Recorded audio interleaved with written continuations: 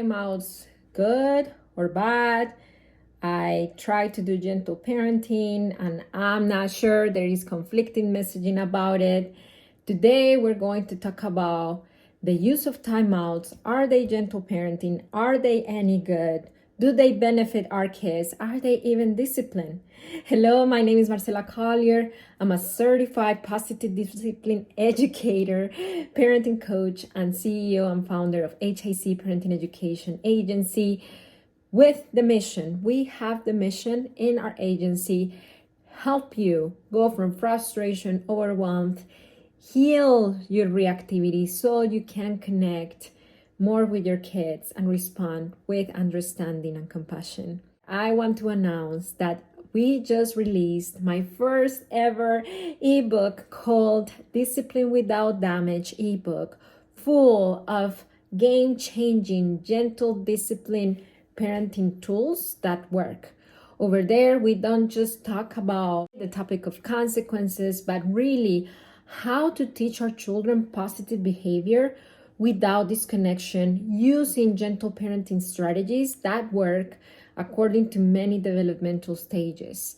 So if you want to grab the copy of your ebook, all you have to do is go to the description of this video, and then you can grab it there. So let's talk about timeout, and please subscribe to our channel so you can get more content like this. On TikTok, I was doing a live. If you don't follow me there at highimpactclub.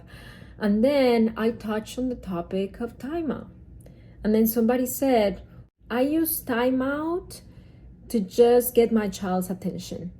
So once I have my child's attention, then I explain what they did, the thing that they did wrong, and then that would correct the behavior.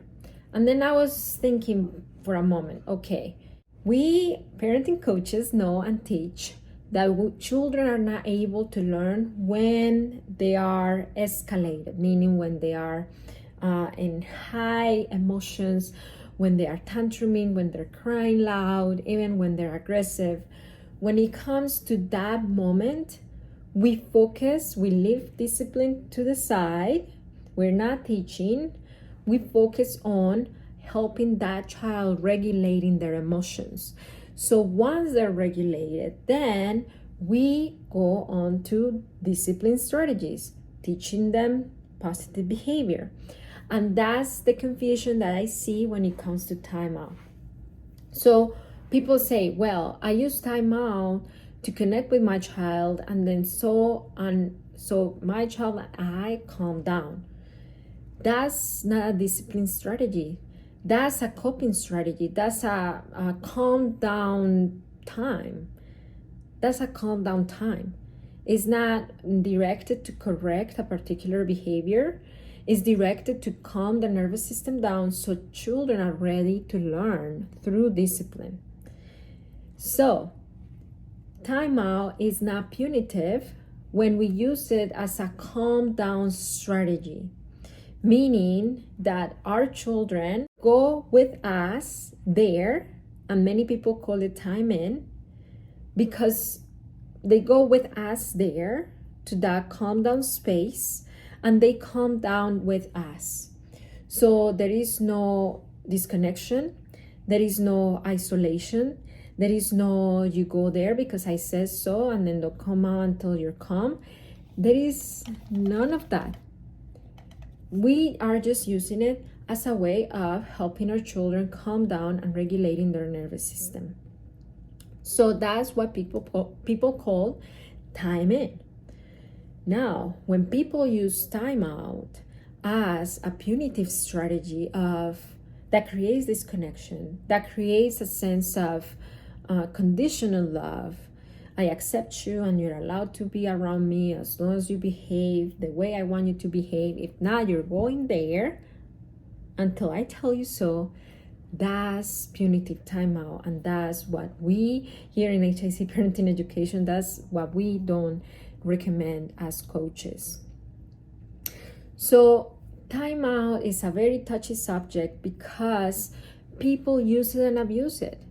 use it and abuse it in terms of the child doesn't have a say, the child is there against their will, the parent just like, there's some people that say like 1 minute per year of age. It does not relate. It does not take in consideration what the child's particular needs are and where they are at when it comes to their emotional maturity. Because the child is 1 year old, that doesn't mean that they have a 1 year old maturity level. Because your child is 10 years old, it doesn't mean that their 10-year-old maturity level mature. That was a play on words. I was the redundant, but you get what I'm saying. I hope you get it. Let me know in the comments how you use timeout. So I don't call it timeout. I call it time in. I call it calm down time. And it's not a discipline strategy. So to wrap it up, is timeout good or bad? Depending on how you're using it and what you're using it for.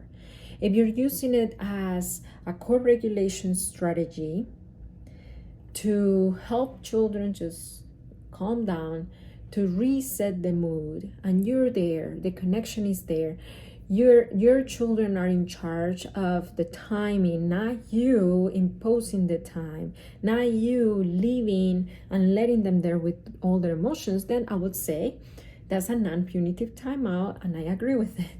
And we recommend it. It's a calm down time. That's how I call it, instead of a timeout, to not make it confusing. When you use it as they need to calm down, that's why I send them to their room and they don't come out until I said so, and you don't talk to me and I ignore you. It's all about the disconnection, about removing the love and affection until they behave the way I want them to behave. Then that's what we don't recommend. That's punitive timeout. Children in that calm down corner, they're not looking for ways to calm down. They're desperately looking to stop their tears so they can go back out there to reconnect back with you, because children are wired for connection. They're wired for connection. So I hope you take this home.